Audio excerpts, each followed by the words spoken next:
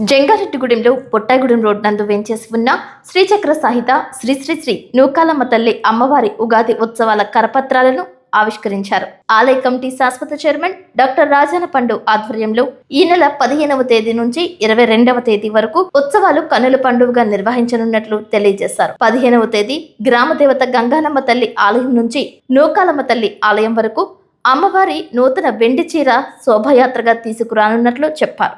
వేరంపాలెం బాల త్రిపుర సుందరీదేవి పీఠాధిపతి గరిమెల్ల వెంకటరమణ సిద్ధాంతి ఆధ్వర్యంలో ఈ కార్యక్రమాన్ని నిర్వహించనున్నట్లు తెలియజేశారు.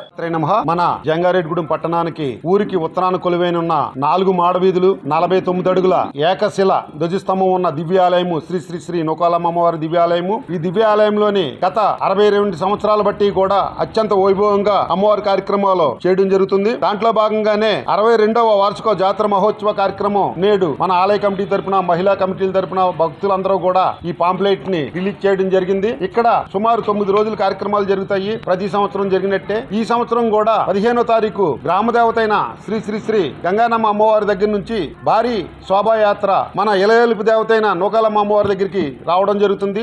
ఆ మొట్టమొదటి రోజున వందలాది మంది వేలాది మంది జంగారెడ్డిగూడెం పట్టణమే కాకుండా పరిసర ప్రాంత ప్రజలందరూ కూడా వచ్చి ఈ కార్యక్రమంలో అందరూ పాల్గొనవలసిందిగా ఆలయ కమిటీ తరపున మరి ఒక్కసారి మీకు అందరికీ కూడా తెలియజేస్తున్నాము. జై నూకాలమ్మ, జై జై నూకాలమ్మ.